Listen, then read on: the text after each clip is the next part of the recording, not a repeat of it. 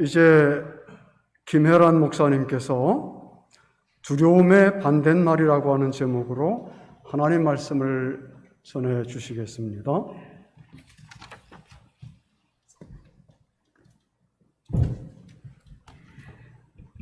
잠시 기도하겠습니다. 부족한 저의 종의 이름으로 말씀으로 전달되는 이 시간, 지혜의 영께서 함께 하셔서 저의 마음과 몸과 영을 열어 당신의 깊은 뜻을 받고 실천하는 우리 모두가 되기를 간절히 원하오며 예수 그리스도의 이름으로 기도드립니다. 아멘.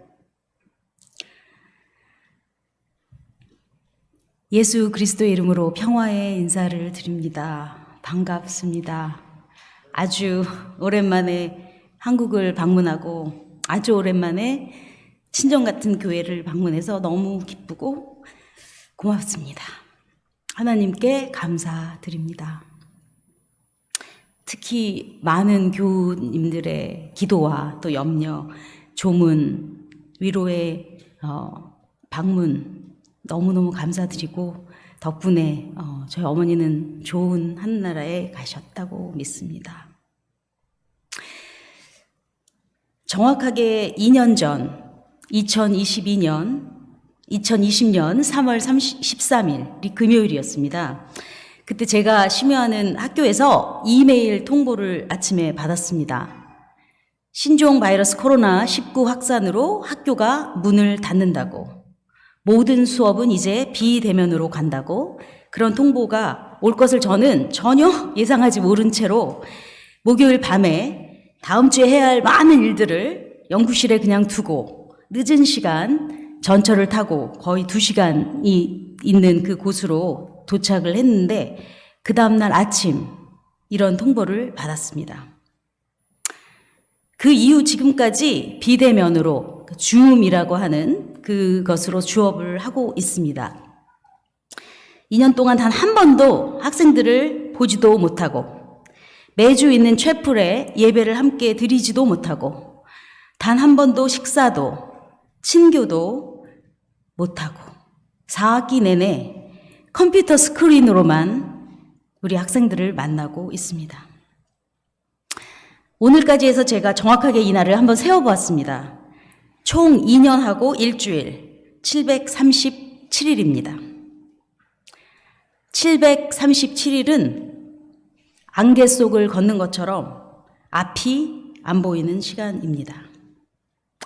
737일은 이 끝이 안 보이는 긴 터널을 지나가는 어두운 시간들이었습니다.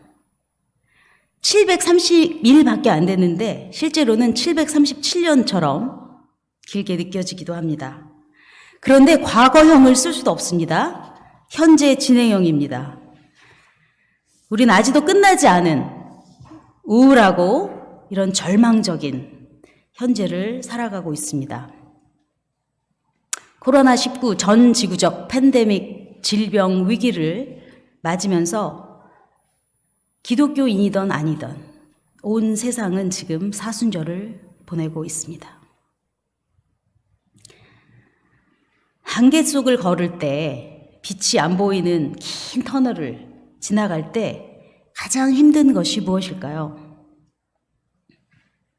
여러 가지가 있겠지만 그것 중에 하나는 바로 앞을 내다볼 수 없다는 두려움입니다. 우리가 산을 탈 때도 정상이 어디인지를 알면 또는 그것을 알고 걸으면 몸에 큰 문제가 없는 한 아무리 힘들어도 훨씬 수월하게 정상을 향해 등반을 할 수 있습니다. 여성들이 임신을 하고 그 과정이 아무리 힘들어도 또는 분만하는 동안 그 고통이 엄청나더라도 끝이 있기에 견뎌냅니다. 새 생명의 탄생을 알기에, 기대하고 소망하기에 죽음 같은 산고도 버틸 수 있습니다. 끝이 보이는 아픔은 참아냅니다. 반대로 우리의 삶을 가장 힘들게 하는 것 중에 하나는 바로 미래를 내다볼 수 없을 때입니다. 그 미래가 없는 현재를 살아가야 할 때 그 절망과 무기력이 우리의 몸, 마음, 영혼을 마비시킵니다. 그래서 저는 절망과 무기력으로 중독된 그 마비의 다른 이름은 바로 두려움이다. 이렇게 드리고 싶습니다. 그러니까 단순한 걱정이나 일시적인 염려는 두려움과는 차원이 다릅니다. 두려움은 우리를 폭력적으로 만들고, 우리를 조급하게 만들고, 우리를 배타적으로 만듭니다. 그래서 예수님께서는 두려워하지 말라고 말씀하셨습니다. 성경 전체에 창세기부터 요한계시록에 이르기까지 통틀어서 두려워하지 말라 몇 번이나 나왔을 것 같아요? 71번 나옵니다. 창세기부터 요한계시록까지 두려워하지 말라는 하나님의 말씀은 71번, 구약에 45번, 신약에 26번 해서 두려워하지 말라 하는 말씀이 우리 신앙의 선배들, 예언자들, 예수님, 초대교회 신앙의 증인들을 통해서 우리에게 전달되고 있습니다. 하나님은 알고 계십니다. 단순한 걱정이 아닌 우리의 삶과 영혼을 마비시키는 이 두려움에 쌓이면 우리의 삶이 하나님으로부터 멀어진다는 것을 아십니다. 그리고 우리가 하나님으로부터 멀어질 때 우리의 삶이 얼마나 피폐해지고 이기적이 되고 우리 자신을 포함해서 다른 이들을 향해 폭력적이 되는지도 아십니다. 그러므로 창세기부터 요한계시록에 이르기까지 하나님은 꾸준히 두려워하지 말라는 말씀을 마치 실타래에 구슬을 한 개씩 한 개씩 꿰듯 성경 전체를 관통해서 계시하고 계십니다.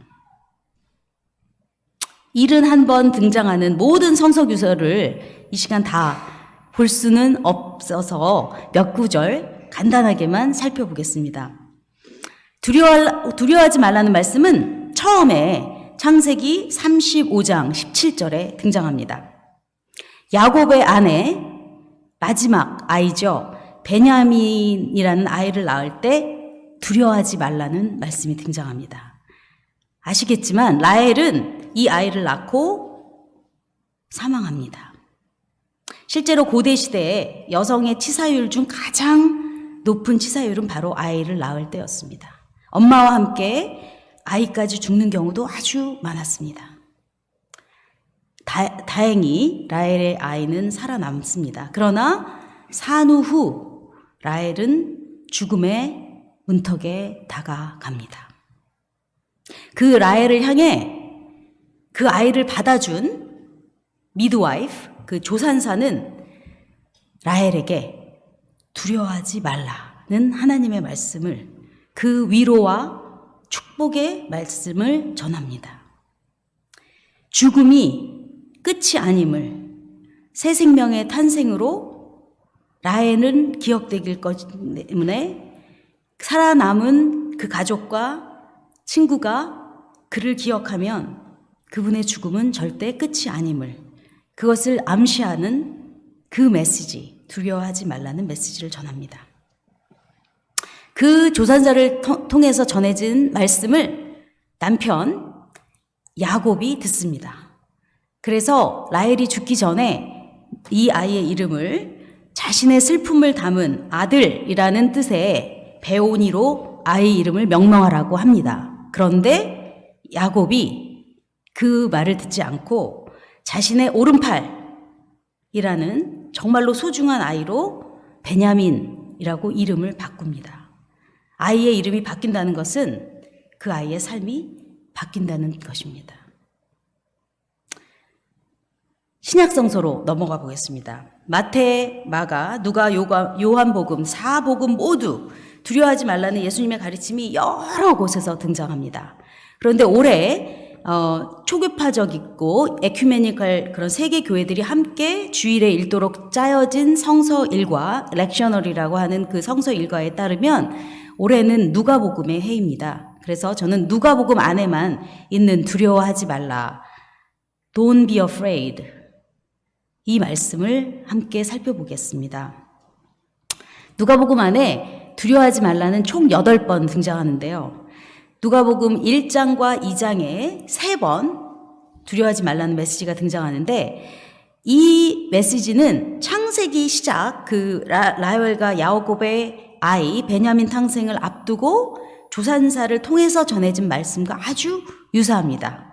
다만 조산사가 아니고 천사 가브리엘의 목소리를 통해서 하나님은 1장 13절 그리고 30절에서 미래의 세례 요한이 될 그 세례 요한을 잉태할 엘리자벳과 사가리아에게 두려워하지 말라고 말합니다.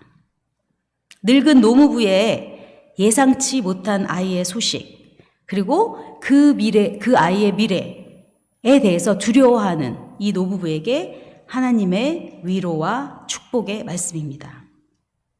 2장 10절은 예수의 어머니 마리아의 임신을 알리는 소식입니다. 다 아시죠? 10대 여성이라고 많은 학자들은 마리아를 얘기하는데, 소위 말하면 10대 여성이 결혼하지 않은 미혼모가 된다는 이 엄청난 소식을 듣고 믿기 어려워하는 그 마리아에게 천사는 두려워하지 말라. 너의 아이는 세상을 구원하는 구원자가 될 것이라고 하는 축복의 메시지를 전합니다. 저는 그 메시지를 같이 명상하고 기도하면서 왜 아이를 낳는 이 부부에게, 그죠? 그 야곱과 라헬 그리고 엘리자벳과 스가랴에게 그리고 마리아에게 왜 두려워하지 말라라고 했을까 궁금했습니다. 왜? 왜냐하면 태어날 이들의 삶이 앞으로 살아가야 할 그 미래가 어려울 것을 암시하는 말이라 생각이 듭니다. 여러분 다 아시겠지만 세례 요한이 어땠습니까?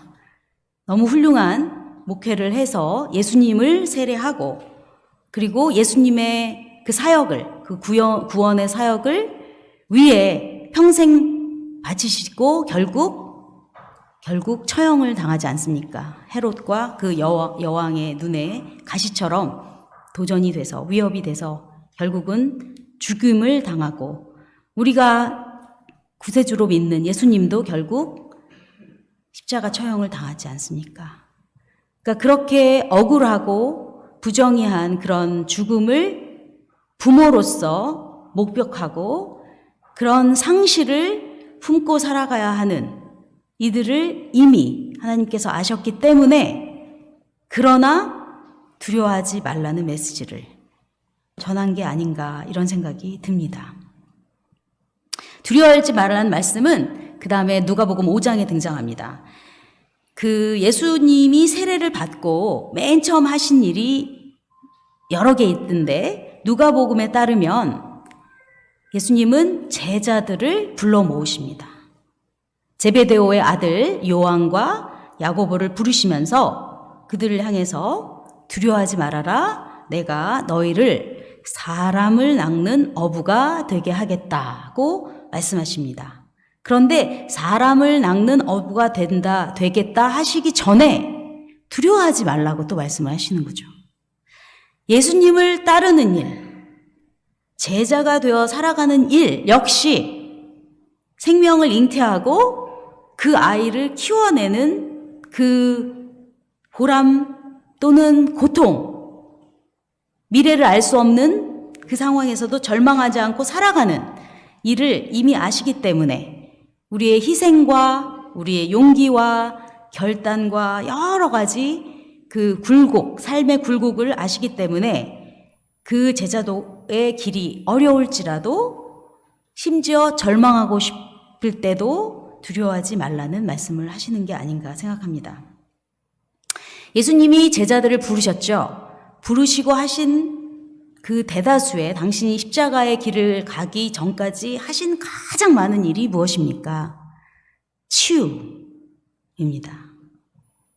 그래서 누가복음 8장 50절에는 그 대표적인 치유의 사역, 그런데 심지어 부활의 사역을 하시죠. 그게 야이로의 딸을, 죽음에 맞은 그 딸을 부활시켜서 절망하고 슬픔에 빠져 있는 그 가족을 향해도 역시 두려워하지 말라, 믿음을 가져라, 너의 딸은 치유되어 다시 살아날 것이다 라는 놀라운 구원과 부활의 소식을 예수님께서 전했던 것입니다.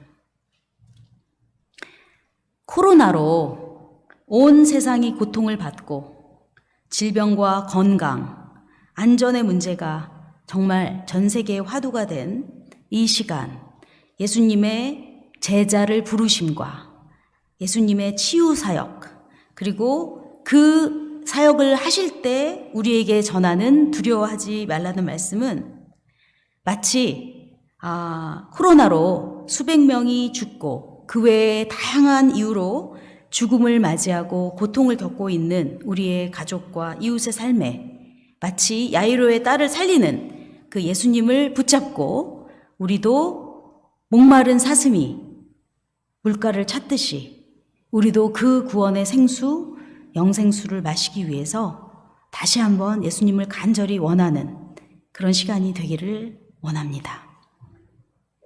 마지막으로 누가복음 12장에 3번 더 두려워하지 말라는 말씀이 나옵니다. 오늘 우리가 함께 읽었던 본문 4절을 함께 읽었는데 마치 4절, 7절, 32절의 말씀은 예수님께서 코로나 상황을 마치 아시는 것처럼, 그죠? 그렇게 들립니다. 너무 의미심장합니다. 우리의 생명, 우리 몸을 죽이려 하는 그 어떤 것에서도 두려워하지 말라고 권고하십니다. 즉, 우리 몸을 아프게 하는 바이러스를 사실은 두려워하지 않고 정말 우리가 할 수 있는 접종과 2미터 거리를 두고 마스크를 쓰고 하는 다양한 방역 지침을 잘 따르면 그 바이러스가 우리에게 할 수 있는 것은 더 이상 없어 라고 예수님이 말씀하시는 것 같습니다. 이 4절의 의미는 그것인데요. 그 다음 절이 너무 은혜스럽습니다. 왜냐하면 우리가 가지고 있는 이 머리칼 한 개 한 개까지를 다 세고 계신, 속속들이 우리 삶을 알고 계신 하나님께서 세상의 그 어느 것보다도 생명을 소중하게 여기시기 때문에 두려워하지 말고 이 위기를 극복하라는 말씀이십니다. 이것이 7절의 핵심입니다. 여기서 중요한 또 다른 교훈이 30절로 이어지는데 우리가 가지고 있는 이 수십만 개의 머리카락을 하나하나 살피시고 세시는 그 하나님께서 우리를 그냥 한 사람 한 사람 개인주의적인 개체로 보시지 않고 공생하는, 더불어 함께 생명을 보호하고 아끼고 사랑하는 그런 공동체로 한 무리로 보고 계신다는 것입니다. 나 혼자가 아니라 우리와 함께 하는 이 한 사람 한 사람의 교우들과 그 교우들의 가족들과 그 교우들이 일하고 있는 직장과 학교와 삶의 터전에 있는 그 무리들로 우리의 머리 하나를 세는 그 은혜가 같이 퍼져나가야 한다는 것입니다. 그 공동체를 만드는 일이 사실은 우리가 매일 드리는 주의 기도문에도 나와 있지 않습니까? 세상의 그 어떤 것보다도 하나님은 그런 나라를 이루기에 그리고 이루어 주신다는 그 약속을 오늘 누가복음 12장 32절에서 하십니다. 두려워하지 말라. 메시지의 끝은 31절, 32절입니다. 오직 너희는 그러므로 그의 나라를 구하라. 그리하면 이런 것을 너희에게 더 하시리라.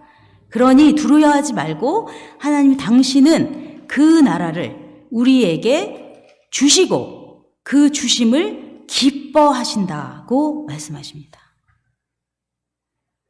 창세기 라헬의 베냐민 탄생을 시작으로 들려진 두려워하지 말라라는 메시지는 엘리자벳과 사가랴의 세례자 요한, 구원의 탄생, 그리고 마리아와 요셉 그 가족의 예수님 탄생 이야기까지, 더 나아가서 누가복음 5장과 8장 그리고 12장 전체에 등장하는 8번의 두려워하지 말라는 이 메아리가 오늘 우리의 귀와 마음에 울리기를 소망합니다. 이 말씀은 결국 우리가 알고 있어요. 이미 우리는 하나님을 믿는, 예수님을 따르는 그리스도인이기 때문에 죽음이 끝이 아님을, 죽음의 세력이 생명의 힘을 이길 수 없음을, 생명의 탄생과 치유가 하나님을 믿는 신앙의 중심임을 가리키고 있습니다. 생명의 존엄함과 생명의 신성함이 앞이 안 보이고 미래를 내다볼 수 없는 위기에 처해 있는 우리 모두에게 위로와 희망의 종소리로 우리 가슴을 울리기를 바랍니다.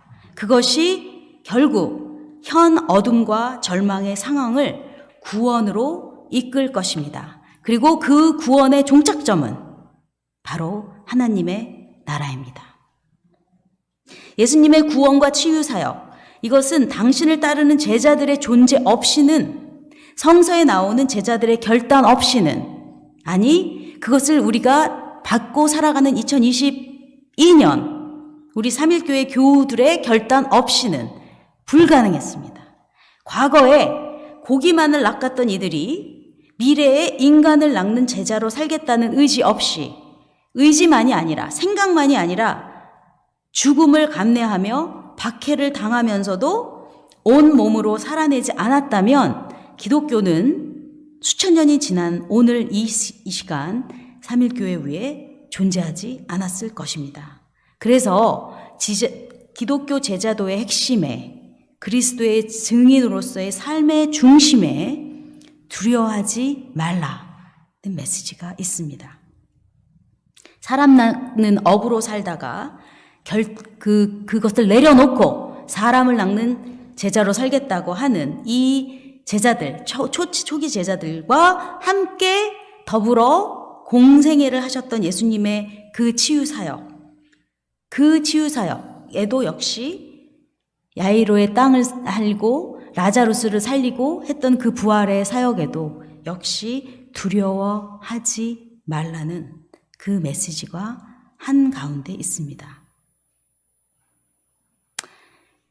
우리 삶을 죽음으로 이끌고 있는, 살지만 사는 게 아닌 이런 여러 가지 힘든 상황, 이런 위기가 우리 안에 있는 것은 사실이지만 아직까지 앞이 안 보이고 길고 어두운 터널을 가고 있지만 예수님은 우리에게 빛으로 여전히 비추고 있습니다.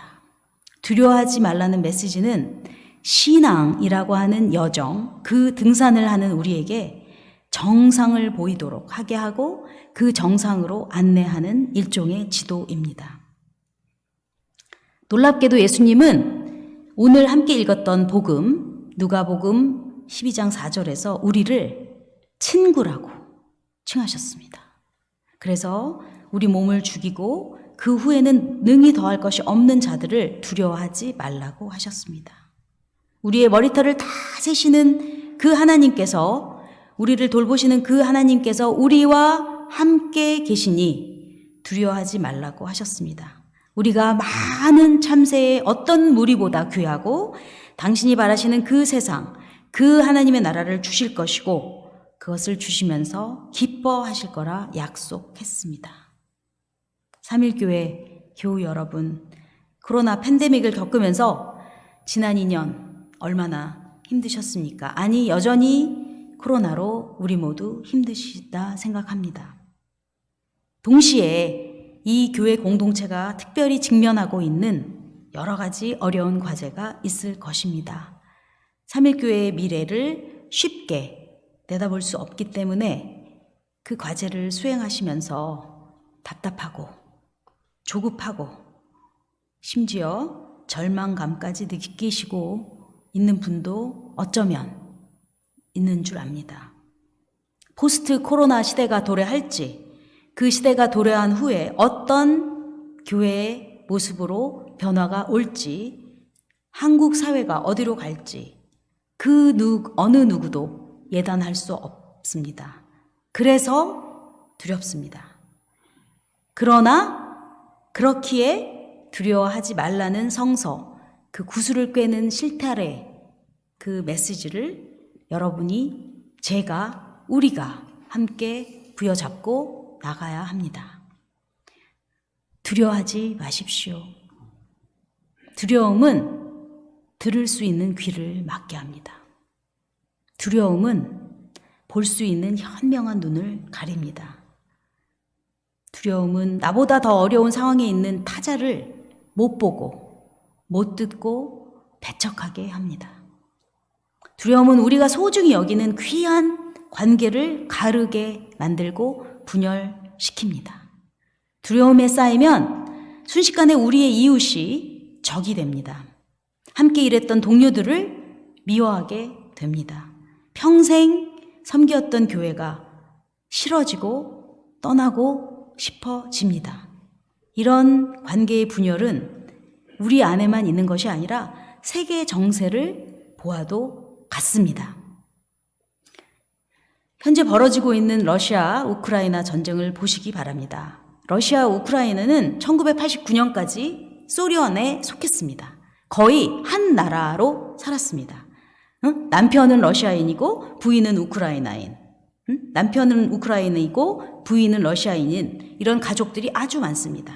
이 두 나라는 지리적으로도 문화적으로도 여러 가지 면에서 가장 가까운 이웃입니다.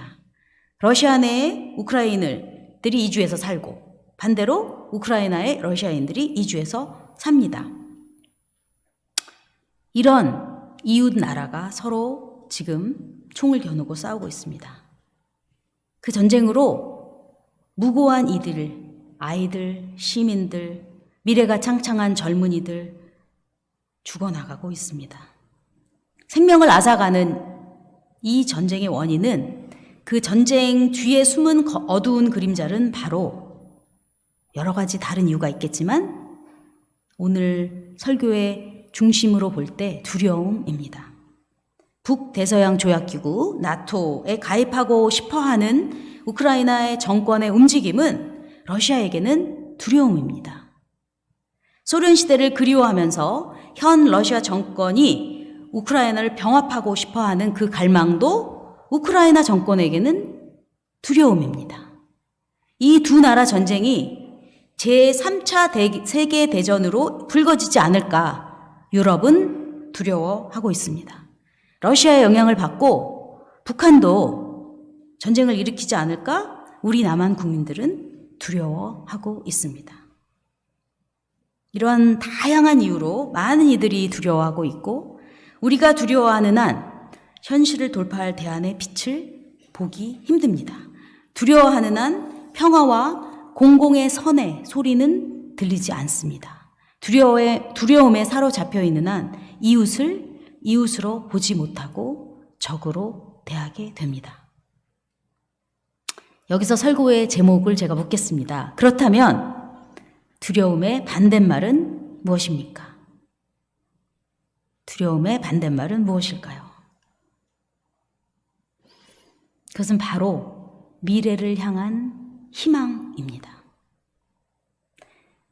아무리 현재가 힘들어도, 깜깜절벽에 놓인 듯 하여도 절망하지 않고 희망이라는 그 끈을 놓지 않는 것이 바로 두려움의 반대말입니다.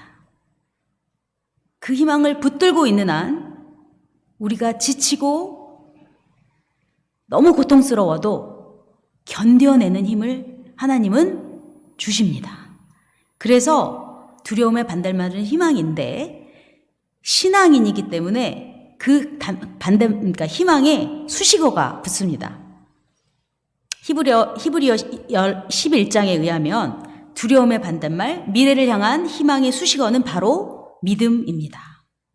믿음은 바라는 것들의 실상이요 보지 못하는 것들의 증거이니 선진들이 이로써 증거를 얻었느니라. 우리 미래가 보인다면, 우리가 미래를 알 수 있다면, 우리가 미래를 심지어 통제하고 계획할 수 있다면 우리에겐 믿음이 필요 없습니다.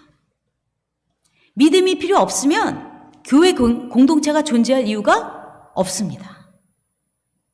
보지 못하지만 안개 속을 걷는 위기에 처해 있지만 그 어려운 현실을 용기 있고 또 인내하며 견뎌내는, 사실은 그 삶이 두려워하지 않는 삶이고, 이 삶이 이런 삶을 살아내는 것이 희망을 닮은 믿음의 삶입니다.